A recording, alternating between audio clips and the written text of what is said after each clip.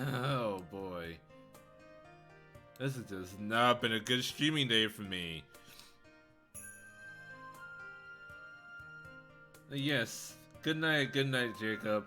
And also, your consciousness begins to fade. It's pretty much how every board game ends. Your consciousness begins to fade.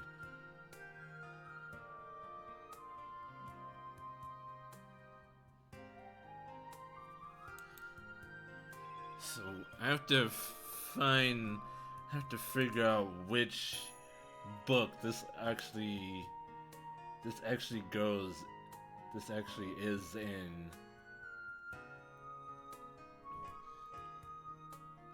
So who was that and why did she kill them?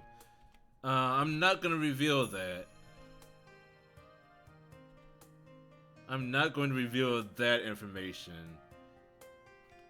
Not that one, no. Maybe the fifth one?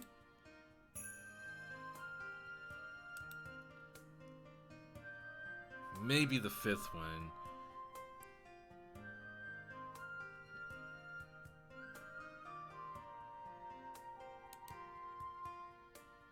The king... in the periphery of Matt... Is this it? Not even to me, the one who doesn't care about spoilers? Yes, because you may not be the only person here. Okay, it was the previous chapter then. Okay. Okay.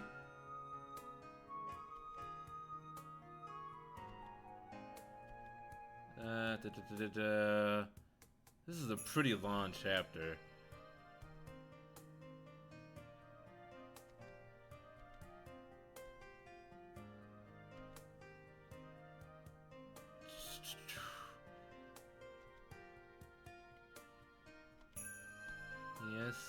Yes.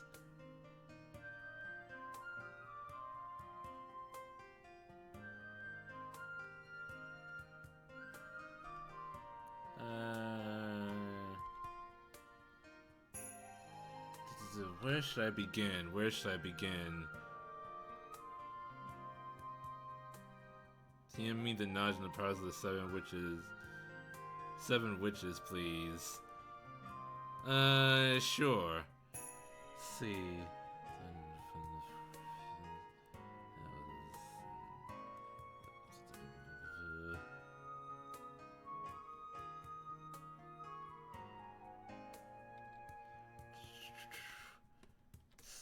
Let's start there. We find a good starting point. I'm not gonna read the whole chapter.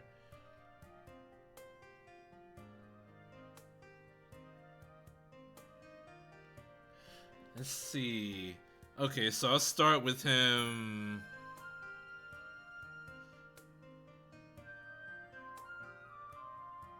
Jesus, he wanted to know a lot. That's a lengthy explanation.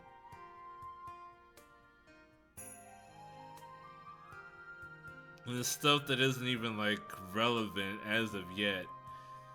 The other six witches don't even factor into the story until like way later.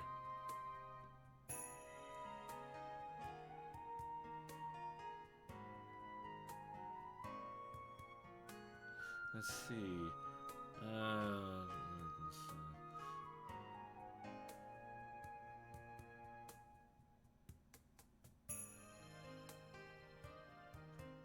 Okay, so I'll start with this one. Let's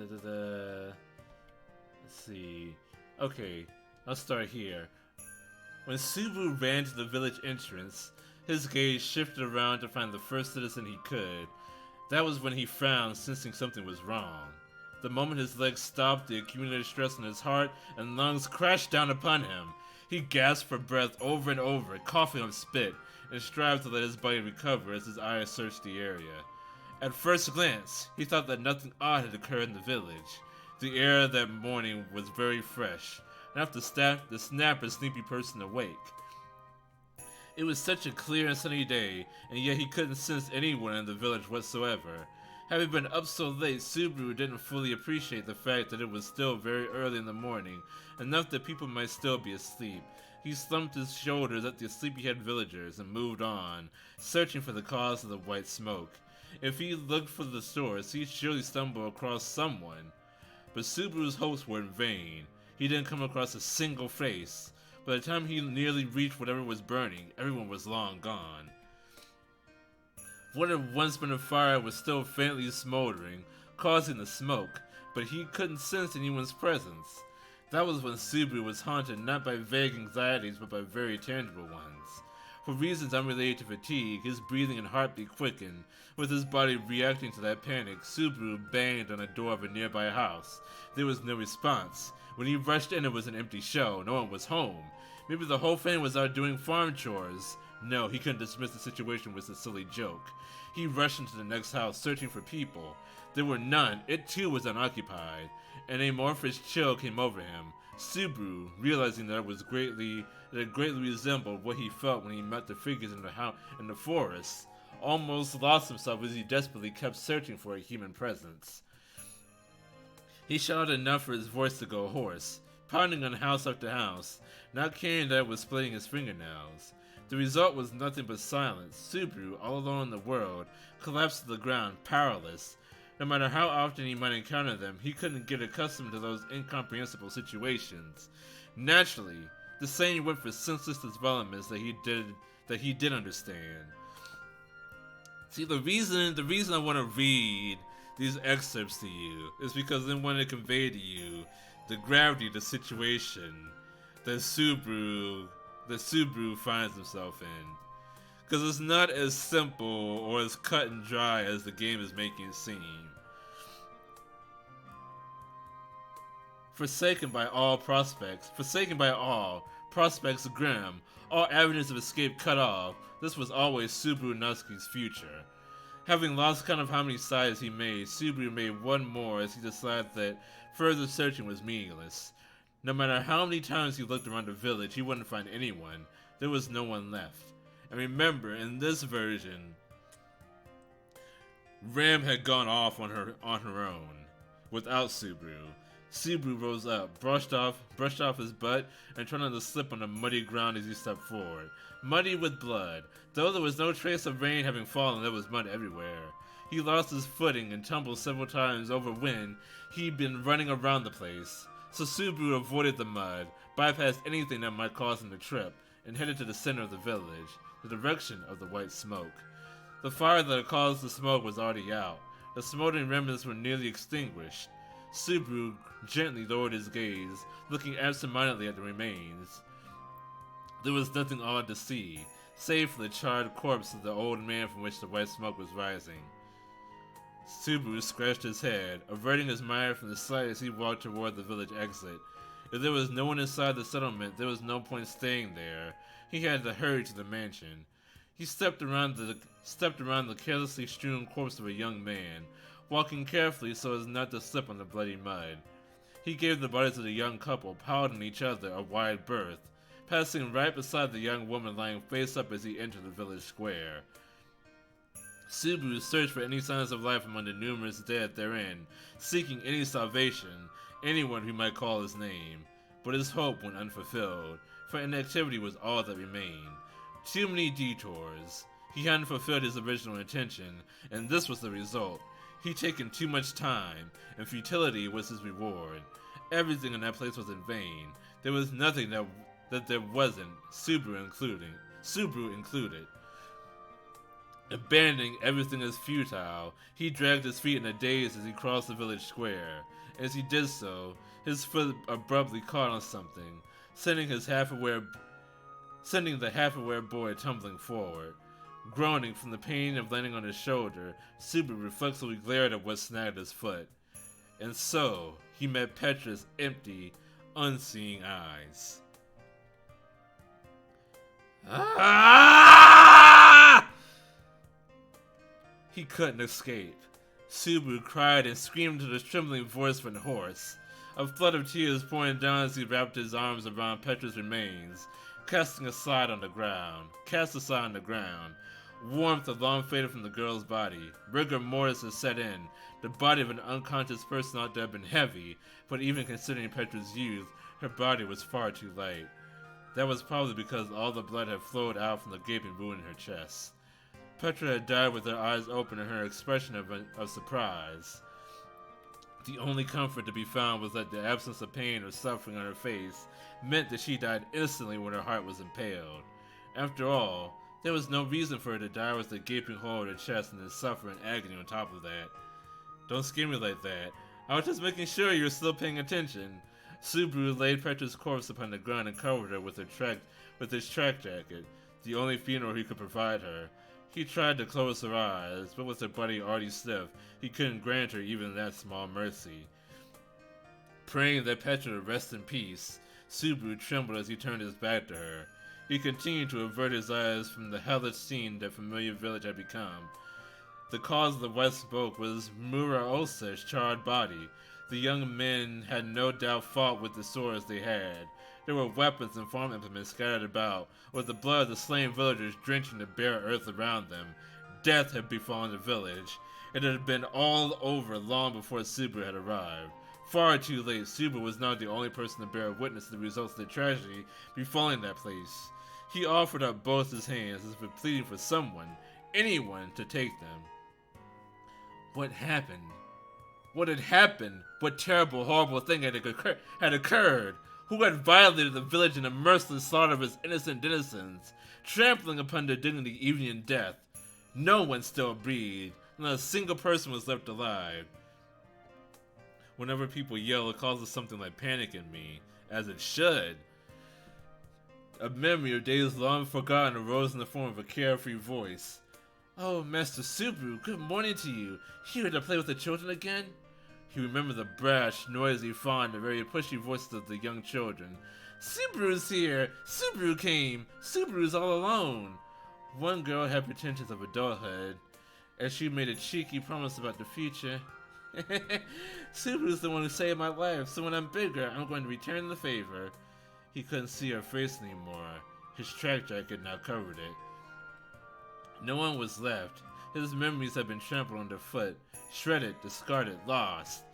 It wasn't sinking in. Liquor was pouring from every cavity in his face. Whether it was tears, snot, or drool, he had lost the will to hold it back as it continued to sully his face. Then, as Subaru wallowed disgracefully, practically drowning in tears, he came to grasp something far too late. He finally understood the obvious. There was no reason for the senseless tragedy to have stopped at the village's edge. A chill, worse than any had come before, had shot through Subaru's entire body. Since Subaru had fallen into that world, he had overcome mortal crises several times over. Even then, he had never known fear and despair as he did in that moment. The despair that, somewhere beyond his reach, the people precious to him had been taken away. His teeth chattered to their very roots.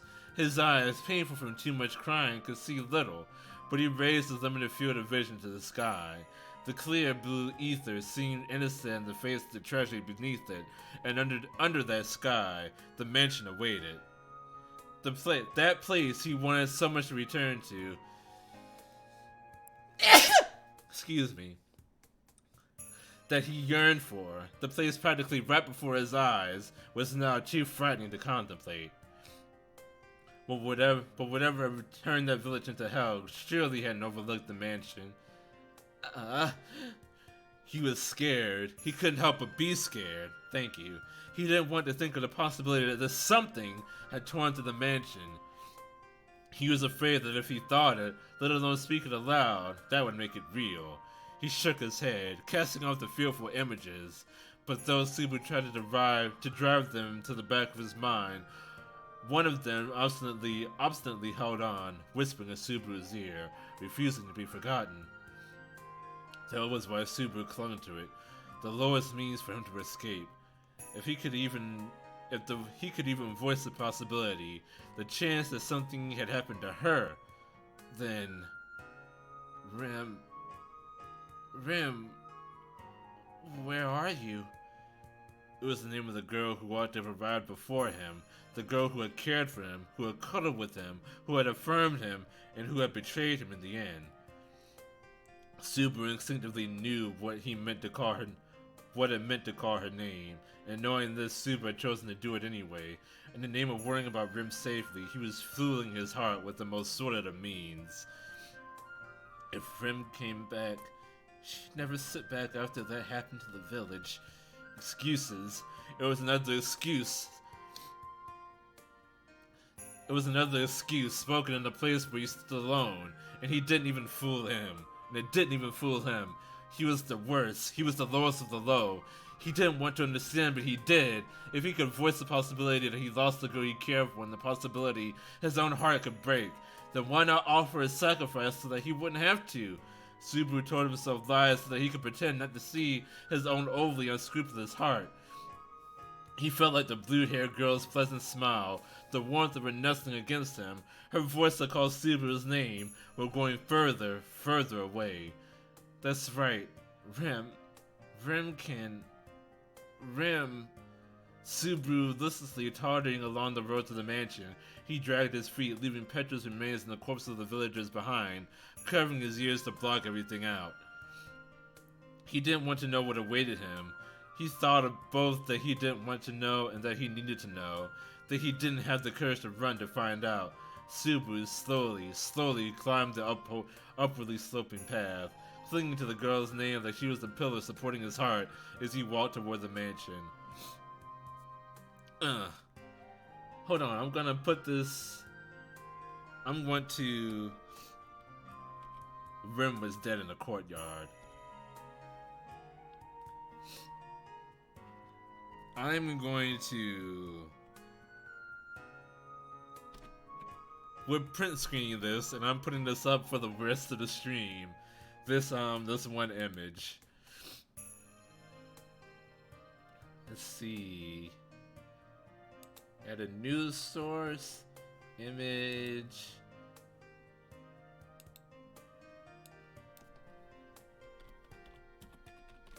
Let's call this Rim Dead.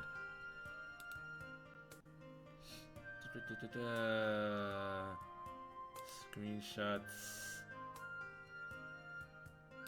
There we go. Open. And let's crop this.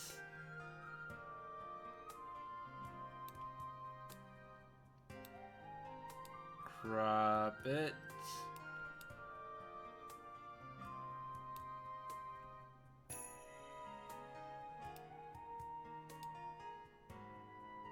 And there we go. Just hold this image in your mind for the rest of this dramatic reading. The courtyard he had seen on many a morning had turned into a hell unlike anything he'd ever seen. The small but vivid flower bed had been trampled awry, and the trees standing around the mansion had been felled, snapped in half.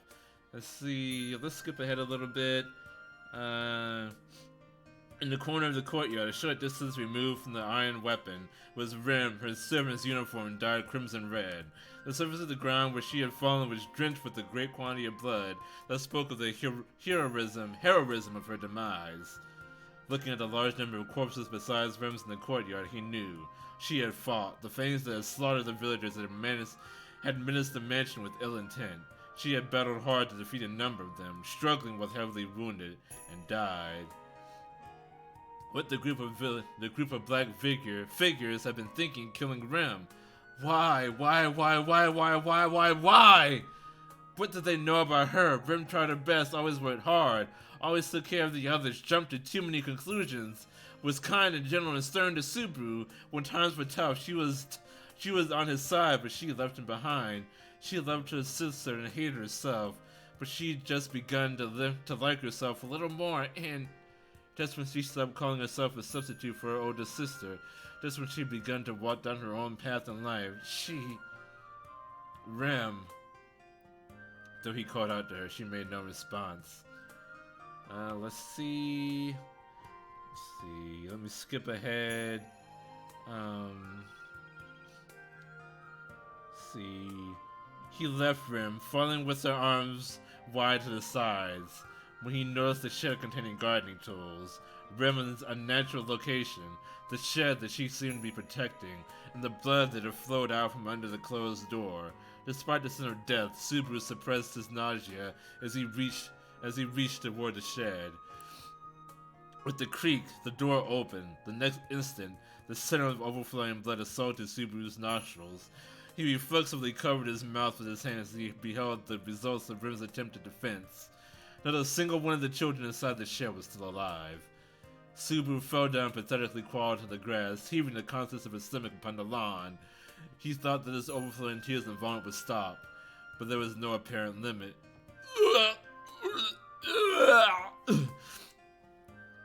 This is the actual sound effects that I have to read.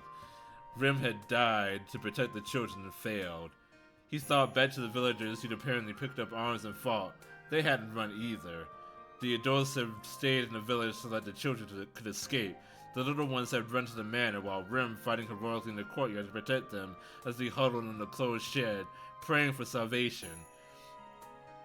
But their prayers were cruelly, mercilessly trampled upon, and then their lives were taken from them as well.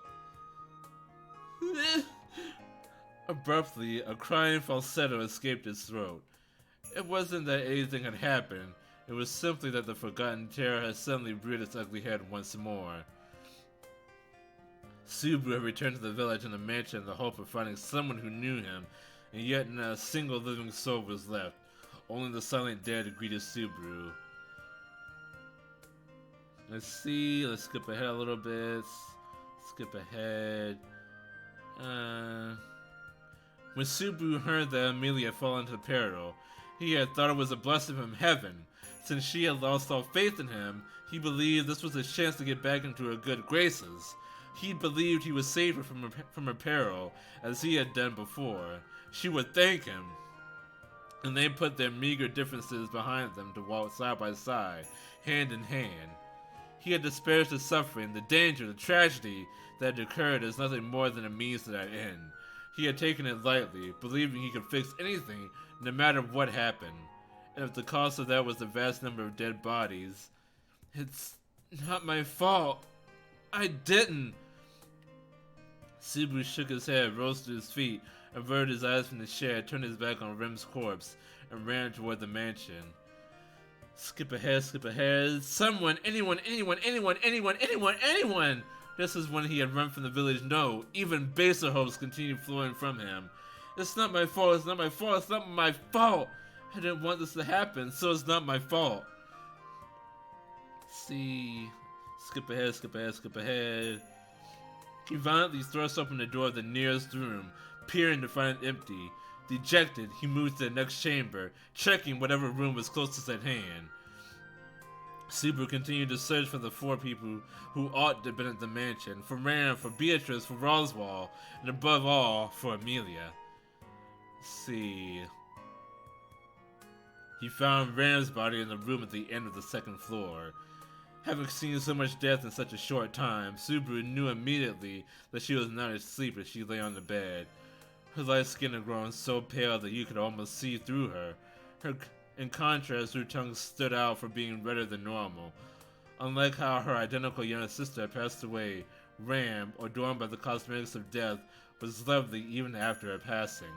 Subaru had always glibly said that she'd be cute if she only kept her mouth shut. But he never said that I have a desire to see her like this. Subaru felt like he heard a curse, the same curse upon Subaru's laugh upon spoken by the death in the village in the courtyard. See, skip ahead, skip ahead. See. Skip ahead. Rim was dead. Rim had passed away in the mansion. Subaru himself was no longer certain if he was really looking for survivors or to find the despair that would eradicate his last hope. There was no one in the study. There was no sign of anyone having broken into the room. The desk and the writing supplies on it were just like he remembered. A slight feeling of relief took hold of Subaru, not only because he was unable to confirm that Roswell was there alive, but also because there would not be another casualty to weigh upon his battered conscience any further. See, no, he realized that his earlier feeling, the room looked just like he remembered it, was off. There was actually one thing that was significantly different from his memory, namely, the bookshelf wasn't in the same location as usual. A secret passage? An emergency escape route. As a marquis in Lord of the Land, it was no surprise that Roswell had such measures in place for his own protection. It was the sort of thing he gleefully arranged beforehand. The cold wind blowing through the secret passage suggested that it continued for quite a way down. He naturally imagined that the route was for safely escaping from the mansion itself. If so, then Amelia. Subaru took several deep breaths, hardened his resolve, and stepped into the secret route. When he touched the rather cold wall, he wondered what it must be made of. As he did so, it gave off a pale blue glow that allowed him to see several meters ahead. Relying on the light, he kept one hand touching the wall as he carefully followed the steps downward, making sure not to slip. Apparently, the hidden passage went underground. When he reached the end of the stairs, the tunnel stretched forward in a straight line. The source of the light didn't change, leaving him relying solely on the radiance from the walls. But the feeling that he was really chasing after survivors was enough to support Subaru for the moment. Whether he himself was dead or alive seemed ambiguous to him now. No? The wall he had been touching suddenly ended, leaving him suddenly groping into thin air. Subaru unwittingly flailed forward and was greeted by a hall in the middle of the passage. Really, it was more the size of a lounge in the hall. Smaller than a guest room, the space was supported by unevenly distributed pillars, so haphazard that he felt like the architect had a twisted mind. You know, this music is very incongruous to the passage that I'm reading, but we're gonna continue on anyway. Slipping past the annoying supports, Subaru sluggishly advanced. Ever since he'd gone underground, he felt like his limbs were stuffed with lead as languor dulled his movements. Even his thoughts were clouding. Even his memories from mere seconds before seemed vague. It was a hard battle to take even a single step at a time. His eyelids were heavy. Both his shoulders felt like millstones holding him still. Even so, a combination of tenacity, hatred, sense of duty, and madness pushed Subaru's body forward. Threading between the pillars, he headed straight forward to see an iron door at the back of the room. When he reached it, the breeze slipping between the split at the center told him that the path continued ahead. What was I looking for anyway? He reached out with bloodless fingertips before his stagnant thoughts could produce an answer. Subaru opened and shut his mouth as he breathed hard, grasping the door for no reason other than a sense of responsibility. Ugh! Screaming in fierce pain, Subaru shook his right arm as if trying to tear it off. Touching the doorknob had left his entire hand in scalding pain. Subaru anticipated further agony as he lowered his eyes onto his right hand. He saw that it was missing his index finger. Sound familiar? Huh? Dumbfounded and astounded, Subaru lifted his hand before his eyes and spread it out. Now colored white with cracked skin, it was missing his index finger from the knuckle. The middle finger and thumb were also missing their tips. Slowly, his gaze returned to the door. Subaru's finger was stuck to the door where he grabbed it. More precisely, it had ripped his finger right off. Gotta get it back on quick. With only that incoherent thought in his head, Subaru reached out once more to take back the finger he lost, but lethargy afflicted his body even more than before. His thoughts reached his shoulder and elbow, but not any further than that. Impatient that his arm would not move, Subaru tried to step toward the door, but the instant he did, his right foot shattered from the ankle down. Ugh! Subaru fell on his side, his voice trickling out of his throat, though he was unable to form words. He didn't know if he was screaming out of pain or in a futile struggle to live. The instant he drew in breath to scream more, white frost filled the inside of his chest, and he could move no more. His lungs convulsed. In a single moment, his ability to breathe came to an end. He made short, shallow gasps, but his lungs could not expand nor take in oxygen anymore. In that perilous state, Subaru's eyes alone desperately shifted about. He had very little feeling anywhere in his body. It was the second time he lost a leg, but the pain and sense of loss from the shattering were on a different level than mere severing. The right side of his torso, now the underside of him, was cracked in several places. His tongue stopped trembling as white breath came over it. Only then did Subaru realize the truth. His cheek was now in contact with the ground. If he moved his head, his flesh would probably crack and tear right off. He no longer felt any pain. He moved violently, tearing his right cheek and ear right off, but he didn't care. He spent time repositioning his body so that he was lying face up. When he looked back at his upside-down view of the little room, he understood. Of course the pillars were in irregular positions. They weren't pillars at all. No, they were pillars, but their function was to hold up wasn't to hold up a structure. These were human pillars, men who had frozen over and died. Subaru had wandered into the same apocalypse, and his body would become a frozen statue like the other victims, and it would happen very soon. His breathing had already stopped. His limited oxygen flowed to his brain, but in the world of absolute cold, which would end sooner, his brain functions or his life. He understood nothing. He saw nothing. From the tips of his fingers, the being called Subaru Nusky was coming to an end, replaced by a fragment of ice. Or perhaps it would have been more accurate to say it was no longer Subaru Nusky, but a madman wearing his flesh. Perhaps his mind had died long before, the moment he arrived in the village. He lost all feeling in his lower body. He couldn't see his arm anymore. It was strange that his brain was functioning at all. Where did one's life reside? The brain or the heart? There was no way he would find the answer in that freezing world. In the realm ruled by nothing but white, there was a frigid murmur. You are far too late. And then, Subaru Nusky shattered into tiny pieces, into white crystals, and vanished from the world.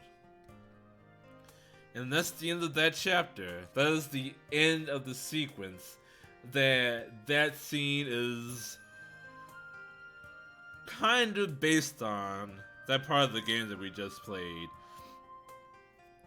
But, Corvus, I would say this to you. You have all the pieces to figure out who it was that killed Subaru. The only thing that I will tell you is that the person that kills Subaru is not a new character. It is someone that you have met before. Now, from my talks with you, you have been piecing together information about this world on your own. Like how you were able to figure out that the witch cultists would listen to Subaru if Subaru gave them a command, things like that. So you can figure out, I can tell you that you have all the tools that you need to figure out who it was that killed Subaru.